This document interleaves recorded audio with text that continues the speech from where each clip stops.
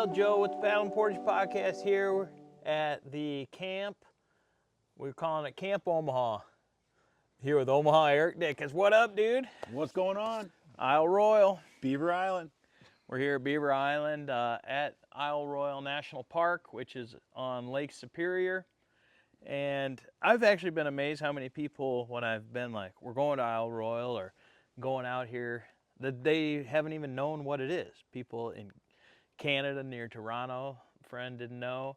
Another friend in Ohio, we're at Isle Royale. Well, what's that? Like, not a lot of people know about this place, or certainly not a lot of people come here. What's your impression? Your first trip, Dickes? I love it here. I didn't know about it. I didn't know nothing about it till Joe took me here. It's a different vibe than the Boundary Waters. Different little. It's got its privacy. It's got its wilderness, the nature, the moose, the foxes, the wolves, just all the wildlife, lake trout, steelhead. But then it has like the little comforts of home over in the harbor. You know, like you can paddle over, and or if you had a boat, a lot of boats, a lot of big boats here. Not a lot of canoes. We have a canoe, and we're out paddling this whole area, but a few kayakers. They got the little store there, the little Wi-Fi tent, you know, a little community in there. All the hikers, cool to see those. Bathrooms with running water. Yeah, water, fresh water, actual showers, and a little different. I like it. It's beautiful here. It feels like you're in the Boundary Waters or out in the wilderness, but you got a few creature comforts. You know? Yeah. Out here in the islands, a lot different than being on the shore over there. We camped there that first night. At the Washington Creek Campground, I think is what it's called, or it's right there by the Windigo, this marina, basically, general store area that you're talking about. That's so we stayed on the creek the first night, but then we moved out here to Beaver Island, which I've preferred it out here, to be honest. The other was great. We saw the moose there and everything, but this is like, I don't know, kind of the next level, or it feels a little more remote out here, you know? It does. Not so close to the neighbors, you know, and can just put the canoe out, go fish. I like that. A little more scenic view. But the place is beautiful. Knew nothing about it. It's a lot bigger than I thought it would be. Looking at the map, of course, maps are always deceiving when you look at it. It's like, that should be a quick paddle. We paddled all day today. And go to Grace Island. We went out there. Washington Island. We had like a 6-hour paddle today. Went to the wreck of the America there, and yeah, that was cool. See the bow underwater. Yeah, crashed. How long ago? Long time ago. Yeah. Well, it's dinner, and you're going to be hanging out with us tonight while we're making dinner. Dickes is chopping up kind of a zucchini there, yellow zucchini from the garden. I am curious, Dickes, your thoughts about these sleeping shelters here that we have been staying in at all the campsites. You know, this is, instead of a tent, you throw your camping stuff down in here is basically what it is. What's your impression of those things, Dickes? I love it. We rolled the dice. We didn't bring a tent or hammocks or anything, and I think this is a great idea. They're comfy. The bugs, they're gone. Sleeping pad, sleeping bag, and it's got a little breeze. Feels like you're sleeping on a front porch. Yeah, it's off the ground. It's nice. Screened-in porch. I like it. Is basically what it is. It is. I like it a lot. I would have brought a cot. Hindsight. Well, I mean, yeah, but you got to haul that out here, or like a Helinox or whatever those are type cot, like a small lightweight one or something. Yeah. I guess that would actually be pretty sweet in there, come to think of it. And you feel secure and safe, you know, from the wolves that are out here. I guess they can attack the tents or something, I guess, but. Well, that's what the park ranger said. We've been visited each night here by somebody from the national park staff, officer, like a law enforcement type officer. I mean, she has a gun on her hip belt and stuff, and you know, he was friendly enough. But she said that, you know, you gotta, even though we have the Kevlar bags like we take into the Boundary Waters with us, the food packs, that you still have to put those in what's like a bear container that you would see at Glacier or Yellowstone or something, because of the wolves and the wolf nuisance problem they've been having here at Isle Royale, particularly like last summer and here in 2026, where wolves are taking food from camps and even like going into tents and running away with food packs in the way we would think a bear might in the boundary waters. We haven't seen any wolves, but certainly a lot of moose, scat, even here on the island. In fact, right there by like, where the camera is, Right there. there's a pile of moose scat, like It's everywhere. under the camera. So there's, yeah, definitely a pretty diverse ecosystem. The balsam fir here on this island have been hit by spruce budworm, the moth thing that's the larval thing that's killing a lot of the balsam in the boundary waters.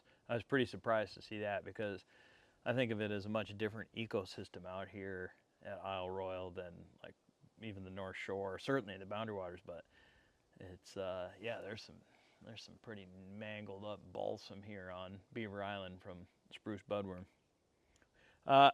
The fishing's been slower, but getting that lake trout and the steelhead was pretty clutch today and epic. But we also have had some huge fish on the line, like massive. The one that broke the whole leader off. Broke a leader, and that is one of those fish. In my mind, 30 pounds. Easy. Just the way what it did to the rod, and then it just snapped the whole leader off. Not like where the hook is or the swivel or anything, like where the lines connect, this super industrial knot that we have, gone. And like 18 feet of, yeah, it was just a very painful. You were sad. It was a sad. Our best lure. Sad couple hours, really. I mean, we talked about that for a long time. We're still talking about it. It was a fish of a lifetime. It's gone with your lure. You gonna do these onions, or Yeah. What's your plan for the onion? Gonna chop the onions. Got the zucchini chopped. Gonna chop the tomato, the pepper. Do this put some pepper butter. up. It's gonna be great. What? Another thing too that's different about yeah. this place is no fires anywhere. No campfires. No campfires. No grates. A little different, you know. Yep. Yeah. What's your impression about that on a cool night like this, in particular? You know. I don't mind it. I mean, it's nice. Really, it You use hasn't. a camp stove, and when the bugs come out, you just go in your little porch, screened-in porch, and you're safe. Put your chairs up. This is a great place. I'll be coming back for sure. You I will, love huh? it. Oh yeah. Yeah, that's cool. I think it's the least visited national park. We'll fact check that, but it's certainly up there if it isn't the least. And I think that that's largely due to the fact you have to go on the water to get here. You know, you either got to fly here or get on some kind of watercraft. Dickes and I took what's the Isle Royale transportation line out of Grand Portage. Got up there at like 6:30 in the morning on Saturday, I guess it was, a Saturday in August, and took the Voyager 2, which is one of the vessels that operates out of there. There's the Sea Hunter 3, and took that out. What was your thoughts about the boat ride out, Dickes? Boat ride's great. There's concerns about sea sickness, but we had a nice calm boat ride out. No waves, calm day. Real calm today too. Like you can rent boats out here too. You know, motor boats. Yeah. Did that one day. That was fun. But the canoe fishing was a lot more fun than the motorboat. Well, it's more familiar to us, you know, certainly Yeah. as boundary waters people. It's just sort of how we roll in the woods, you know. See the seaplane. Looks like seaplane comes from, I don't know where it comes from, but seaplane showing up, landing by this little dock and dropping people off.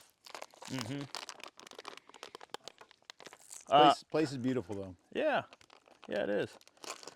What else stands out as some things that you'll kind of remember or take away from the experience here? Well, just going out to the lighthouse, you know, seeing that, the shipwreck, the harbor, just the different water, you know, big water. When the wind picks up in the boundary waters, you kind of have a place to go if you're out on the water. Here you're kind of just stuck. You don't have, it's dangerous, bigger water. Yes. Colder water, a lot colder water. We did the little dive off the dock and Yeah, baby! That's what I'm talking about! whoa, whoa, shit, whoa. Whoa. Lake Superior, Dickes. Oh. Oh, Joe. That's good. Oh. It took my breath away. So, cold water. And, you know, wear the life jacket all the time. Don't care how hot you get, wear it. But it's a little more dangerous, I think, than the interior lakes that you would typically canoe.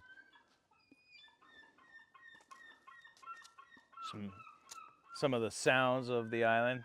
I've heard that early in the morning, and we had some type of a raptor-like bird that like dove into the Washington Creek over there that night. We were camped on the creek, and we paddled up the creek. That was awesome. Yeah. That's some wild. The thing that I like, Dickes, is the combination of the wildness of the place and those comforts of a home that you're talking about, and the boats, and like. Yeah, we went over there and had a pizza, We got a pizza. hot dog, chips. And the staff here are great. The National Park staff, Yeah. they're great. They're super kind. They're just down to earth and here to make your trip more enjoyable. And That's been our experience. real certainly. welcoming. That's been our experience. I'm gonna go grab the lake trout. You want to get any water going for the mashed potatoes, possibly? Would that be? Yeah, I'm What are your on thoughts that. about that? Okay. Grab this lake trout, fillet this thing up, Dickes. Fresh tomato from my garden in Omaha. Some aromas. Excited to get back there, check the garden, see the family, see my boys and my wife.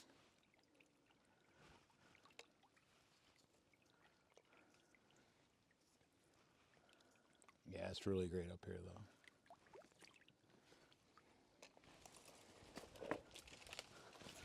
Well, Dickes, we're gonna have ourselves a nice feast tonight. We're gonna Joe's cooking me dinner. We'll check in here in just a moment after some dinner.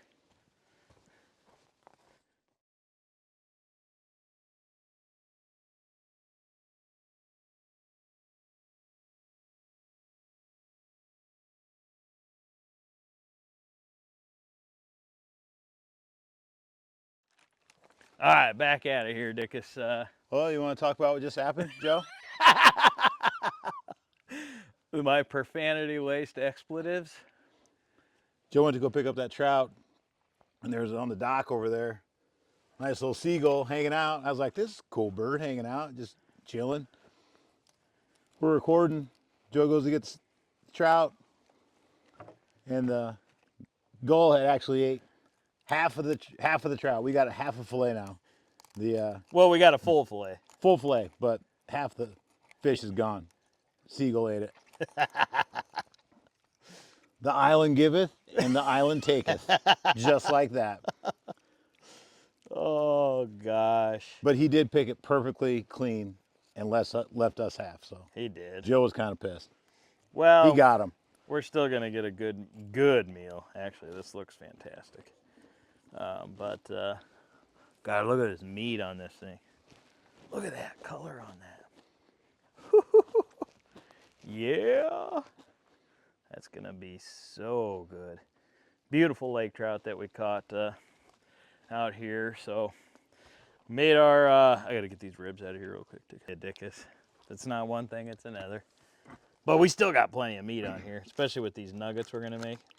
It's gonna be awesome. 10 out of 10.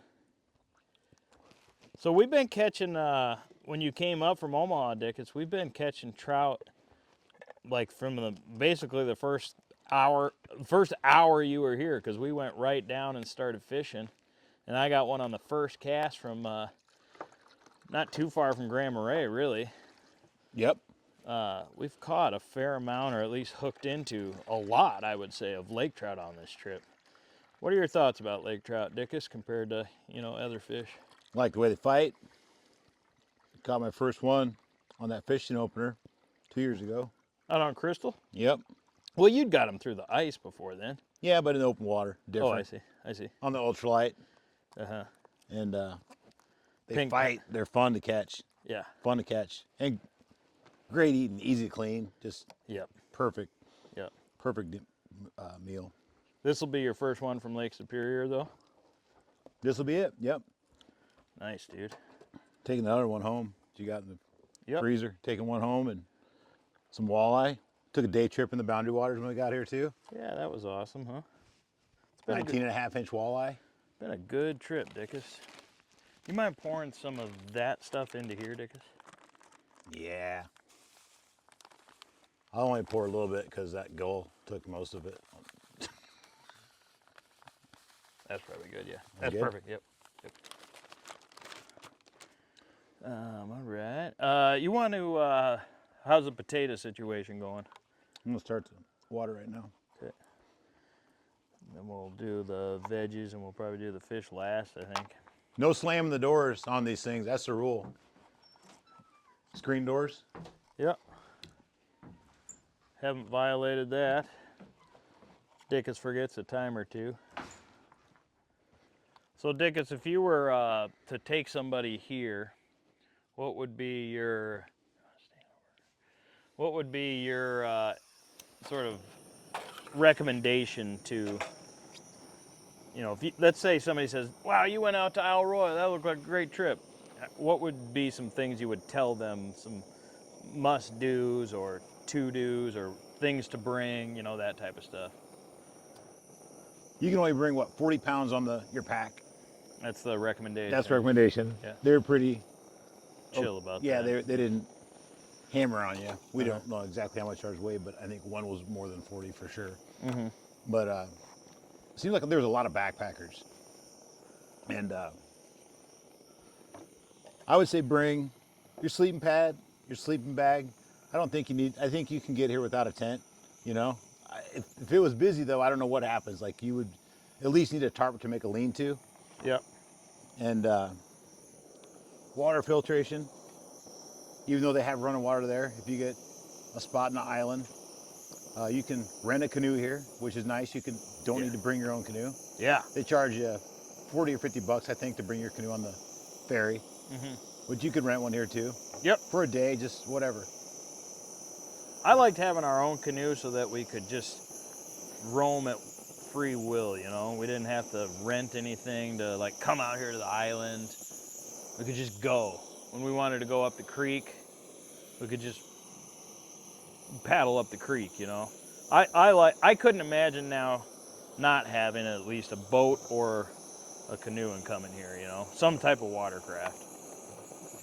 Like my own, not renting one. At least one, like if I would rent a boat, because we don't have the type of boat that you need to get out here, you know.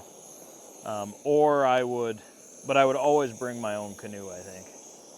But that's us, you know, we're paddlers, I guess. I would too.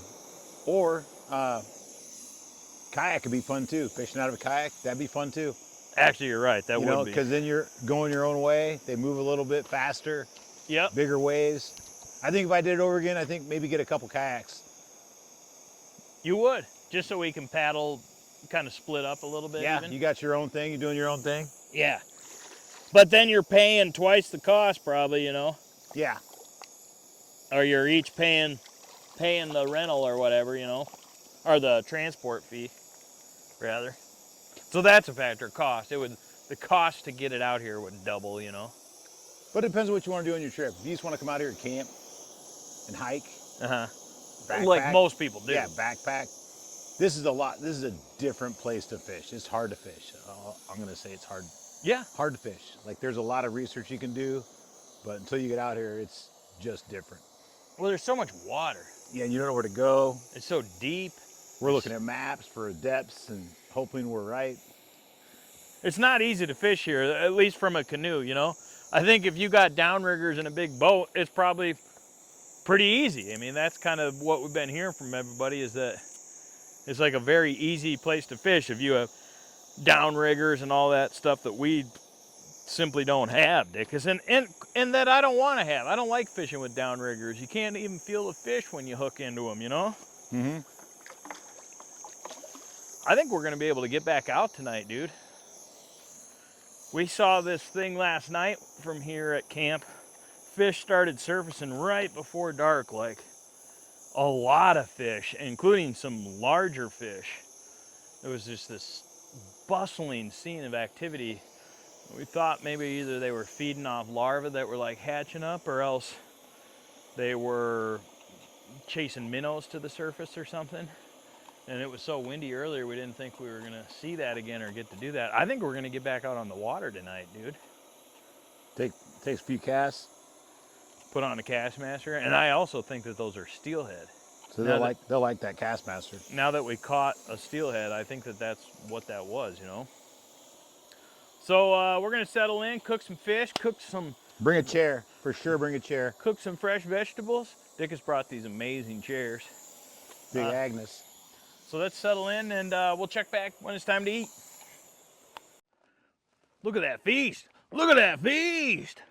Look at that feast! Lake trout, Isle Royale lake trout, veggies, some from my garden, and Some from mine. Got a little some Omaha from tomato. yours, and mashed potatoes. Nice. Let's get down on that. Well, don't forget them olives from Trader Joe's. Thanks to the Nelson family for that, from either Michigan or Washington or another state. Extra spuds, I see too, huh, bud? We got lots of buds.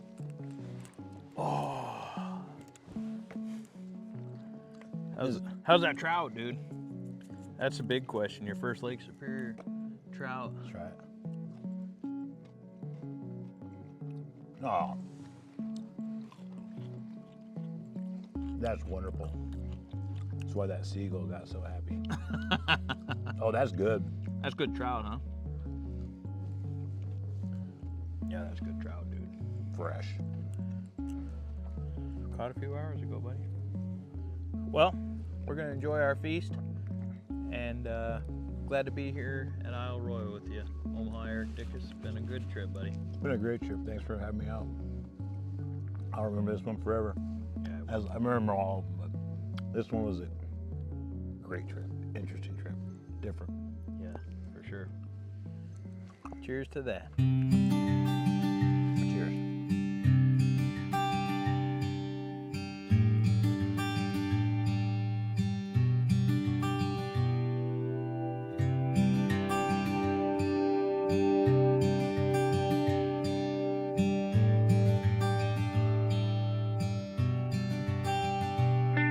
Hi, I'm Kurt Walt.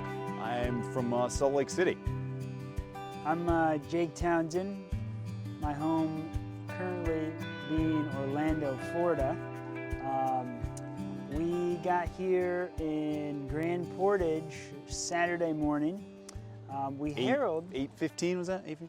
8 August 15th. August 15th. Yeah, August 15th. What's really funny though, I think, is me being in Orlando, Florida, Kurt in Salt Lake City, Utah now.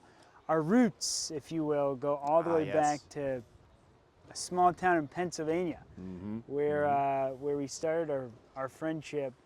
Gosh, what, 10th grade, 9th grade? No, we played baseball. We played But- baseball. Yep, we started out playing baseball together. Jake and I have been friends for many years, Yeah. and over the years, I guess, we kind of just happened to plan these kind of summer trips together. I think it started out with Acadia National Park. Yep. We've gone our separate life ways, but every summer, just about, we've found a way to kind of link up and do something more and more adventurous. Each year, we've gotten progressively more aggressive, if you will, with the adventure we plan and the type of trip that we want to experience. So, And as we'll get into, it's going to be hard to top this one, I think, because yeah, without a little bit doubt. audacious. But I got into outdoor backpacking stuff like my sophomore year of college. I went to West Virginia University, go Mountaineers. Didn't really do much camping as a kid, but my sophomore year I did like a big road trip, also an audacious trip with some friends, planned it all out, did a bunch of national parks in Utah, California, all that kind of thing. And after that, I kind of realized, like this is what life can be. I can be doing these things, and how fun and enjoyable that trip was kind of sparked sort of my love for national park chasing, if you will, and all that kind of adventurous thing. As I was telling Joe, during my spring break time, my parents wouldn't really agree to, paying for a trip to Cancun to do some spring break partying, but I was able to convince them, well, if I went and did a backpacking trip to the Lost Coast of California, well, that was a better sell. So that was kind of the things I was doing in my time off in the summer or spring break or Christmas break, kind of like that. And it's just been building and building to this moment today. Literally, yeah. And I don't know when you really got into good culmination. Similar to Kurt, like early age, did a lot of camping trips with the family. Nothing with a backpack that required multi-day pack-in, camping of that nature. Eventually, though, grew a strong interest towards that when I moved to Colorado. And it's funny how timing worked out, because it was that first summer I had moved to Colorado that actually Kurt and his dad, Jim Walk, got to give that man a shout out, right. the legend, the fly fishing legend, Yeah. invited me up to Montana, where we did just a nice simple day hike and some mountain biking, and then that next year graduated us into doing a more intensive backpacking trip where we spent 5 or 6 days in the Sangre de Cristo mountain range in Colorado.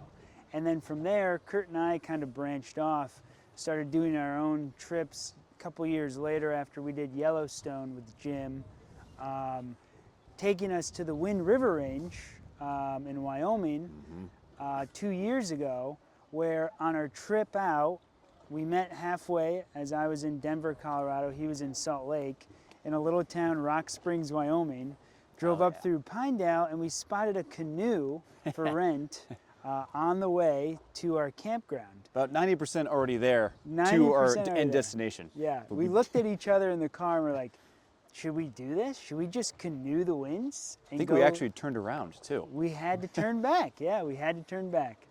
Made that impromptu decision to rent the canoe, and it exposed us to this grandiose way of exploring and enjoying the natural environment we were in, which 2 years prior we had hiked through. This time we had got to experience it from the water, which gave us this beautiful perspective that we hadn't experienced before when we were there 2 years prior during COVID. And that really opened us up to a whole new realm of water exploration and backcountry exploration that was via canoe. And that really started turning the wheels, motivating us to find another area in which we could explore via the water, paddling on a canoe, which I think in turn led us to starting to plan this trip. It sure did. I think it did, because Yeah. we had done, we've done backpacking. Backpacking's great, it's nothing wrong with it. But that interaction with the land and the grandeur with that canoe, especially like on some beautiful water too. The Wind River Range is like some great water as well, but that just was so amazing, and plus you cover much more ground. But Yeah.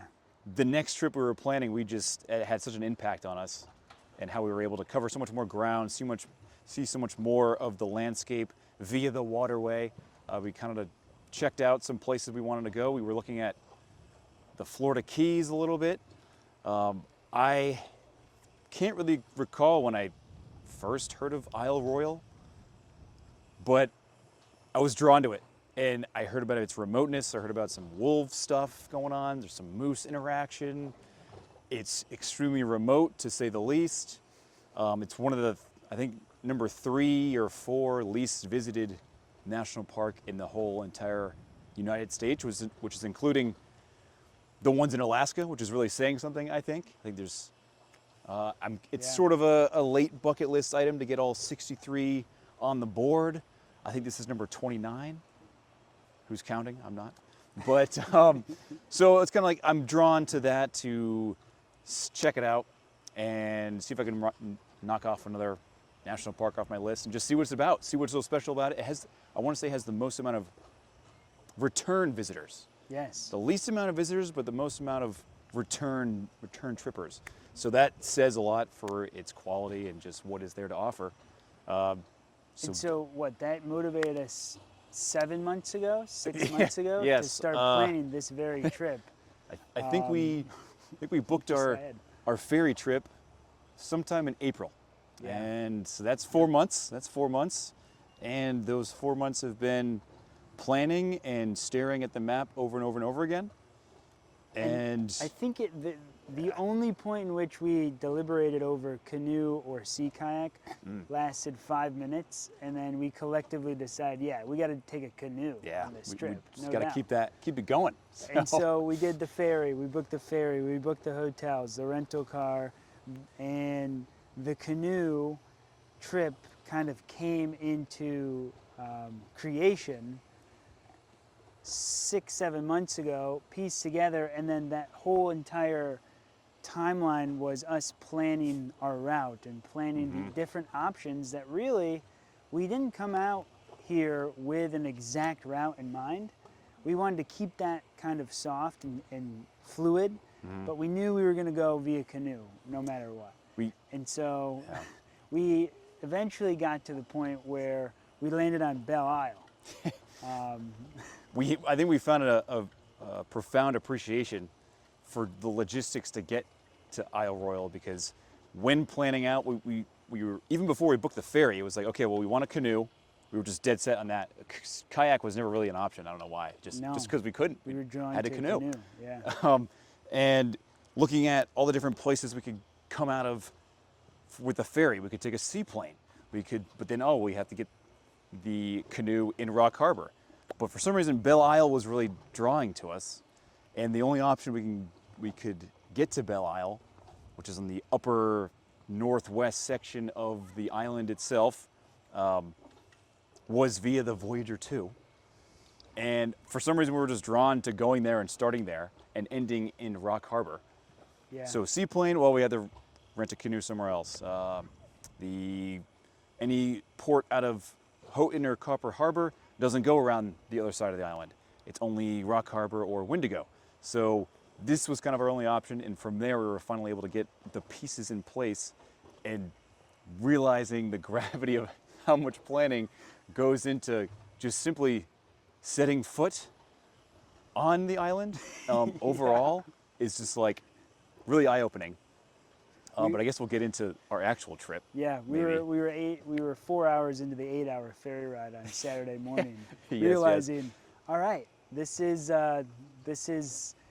quite the embarkment, quite the journey just to get to where our feet are back on ground, on soil. I think I said, I see why we had dropped half the crew off, or half the passengers off at Windigo, which is only, 2 hours? That's where Paddle and Portage, that's where they were swinging their whole trip. They got some nice fish right here. But That's they had where a great time. we had not made direct interaction yet with Paddle and Portage, but They were on our ferry. They were on our ferry originally, but got off at Windigo, and it's kind of beautiful. And this is a great, probably, way to get into our trip that made us end up on the same ferry back here from Windigo. So Belle Isle was kind of our starting point. First day, we took a little test. We took the canoe out for a test drive, if you will, down to the Keyhole, which is a very majestic kind of hidden area that we really wanted to check out day one from our campsite. Weather was a little choppy, a little rainy, tested us a little bit on the water, but still not necessarily open lake water.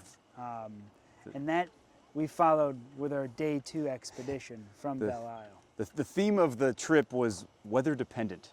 Everything we did was very weather dependent, and Had to be. I wouldn't say we would recommend doing what we did, but it happened to work out. And so it was a rainy day first day, and then got our sea legs, you could say. And Sunday, what is that, the 16th? We kind of lost track of time. Also, it's on Eastern time, or is it on Take note. Central Time? It didn't Take really note, matter too much. But- full disclaimer, nobody really knows if it's Eastern Time or Central Time on the island. Everybody asks everybody, but nobody can say a straight answer. And so you give up and you just say you're on island time. So while Paddle and Portage were enjoying their fishing holes in their glass water on on the south end of the island near Windigo, Kurt and Jake started going north, planning our route around Blake Point, the infamous Blake Point. The infamous Blake Point. Now, Jake had done a lot of reading about the dangers and seriousness of Blake Point that he can go into. I had researched maybe more things on the other spectrum of the trip, but what Jake was telling me was a bit concerning, you could say. So, to prepare and get into the right state of mind, I wanted to know exactly what we were getting into. So leading up to the trip, a couple months prior, I started looking into a potential route more seriously around Blake Point. And the first thing that came up, any Google search, going down the Reddit conversation holes, looking at blogs, what I wish I had come across at the time is a Paddle and Portage podcast, Yes, talking about true. other So areas.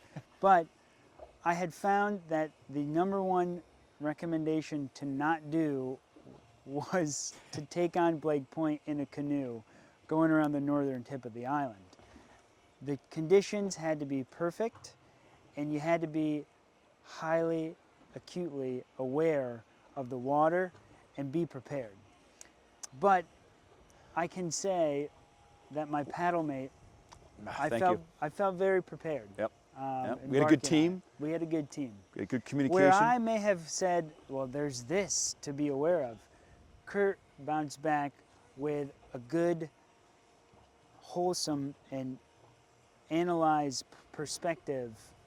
We spent probably 3 hours the night before deliberating what we would do in the event that it got too intense. Water did not allow us to pass around Blake Point, and had great conversation and preparedness going back and forth before we made the eventual trip around it. Because as much as it was fun and we can stand here now and talk about it, it was a serious endeavor to do, taking weather into consideration, but also our travel vessel being a canoe, given buoyancy and ballast.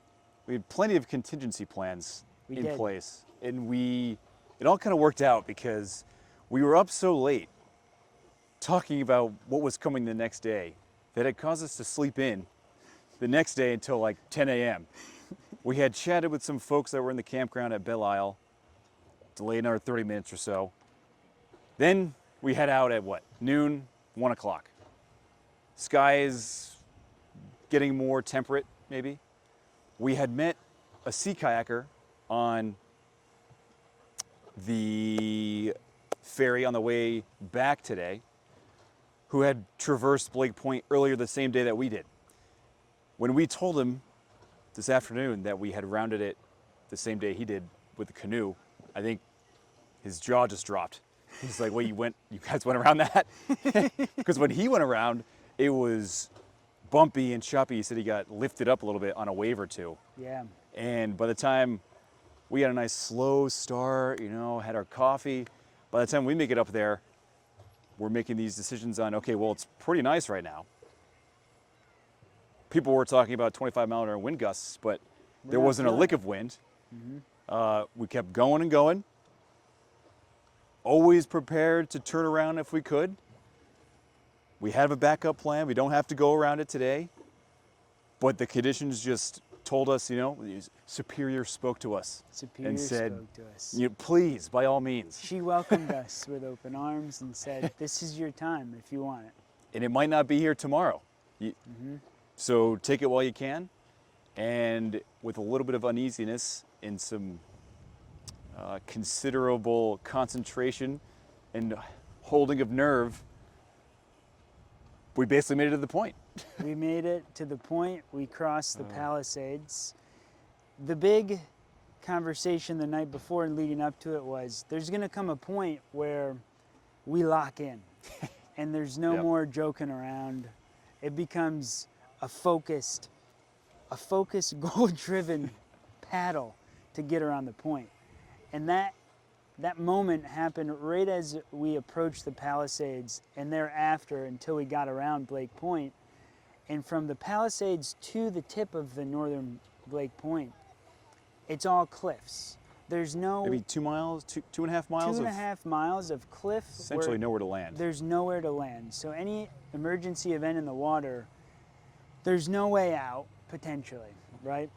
You have to put the canoe back up and get back in while you're out in the open waters of Lake Superior. So I think given the serious nature of the situation, we both were mentally and physically well equipped to get through it, Yep. and prepared accordingly. And the most incredible moment is coming around, seeing the marker at Blake Point, getting over the little bit of chop we had 2 days ago, taking on those waters, and then the absolute belly laughs we let out knowing that we had Like, come we just through. did that. We had come through the crux of our entire trip, which was then followed by our most beautiful campsite of the Yeah. entire trip, Merritt Lane Campground. Yep. Not a soul was there. Not a soul in sight. The stars, we saw the entire Milky Way at night. So clear, and the water was so still, we saw the stars reflecting off of the water, right. which was just absolutely gorgeous. And funny feeling that we had that night. We were laughing, carrying on about, oh, tomorrow's Rock Harbor, dude. Piece It's of gonna be cake. so chill Piece of compared to cake. that. Yep. No problem. We can do anything in a canoe now. We just rounded Blake Point. We just rounded Blake What Point. could be We'll worse? fine. We'll be fine. And the weather did not allow for us to make such an easy voyage on our last day to Rock Harbor. But speaks volumes to the mental acuity that it takes to know when it's a go on the water and know when it's not a go. Yeah. And there was some severe southeastern winds Yeah. coming through from Scoville Point, right at the end of kind of the Merritt Lane section of islands, that were throwing out whitecaps 1 to 2 feet high, maybe even higher beyond Scoville Point, which made us take the Tobin Harbor route, which was a blessing because not only did we get to watch a seaplane land right above us on a canoe, which I'll always wonder if the captain enjoyed or did not enjoy us being a little bit too close Yep. to his landing, Yep. his landing runway. But we also saw what everybody tends to come to see, which was Right here, baby. an Isle Royale National Park Gray wolf. Yep. And that was a sight to Nothing see. can hold back a dream. Nothing can hold back a dream. We definitely intended to manifest the wolf. Yeah, sighting with I've that been trip. wearing this for 4 days now. It deserves a wash, I guess. But no, we can be pretty proud of ourselves because Yeah. we showed, I think, incredible restraint when we did. needed it. You know, it was going around the point was a little bit reckless. On any other day, on any given day, it could be reckless. But I think it was a good calculated risk that we Yes. were able to execute efficiently. And when the conditions changed the next day after coming down from Merritt Lane, and it said, you are not going on the outside of Rock Harbor, we said, okay, we won't do that then. We will take the easy route with just a 15-mile-an-hour south wind in our face into Tobin Harbor and Portage, what was it, 0.2 miles from the seaplane dock over to the lovely, cozy Rock Harbor Lodge. Where we got to enjoy a burger and a pizza, which yes. felt like a 5-star meal after, 2 days worth of dehydrated food. I had a burger and a pizza, just for me. Yeah. Then we followed that with another ferry voyage That's right. all the way to Windigo, where it kind of dawned on us, really, right between that section towards the end of Cumberland Point and Windigo, where the culture and the vibe of the island Yeah. is everybody going off, doing their own thing, and then reconnecting, whether it be on a ferry, a seaplane, at the lodge, and telling their story.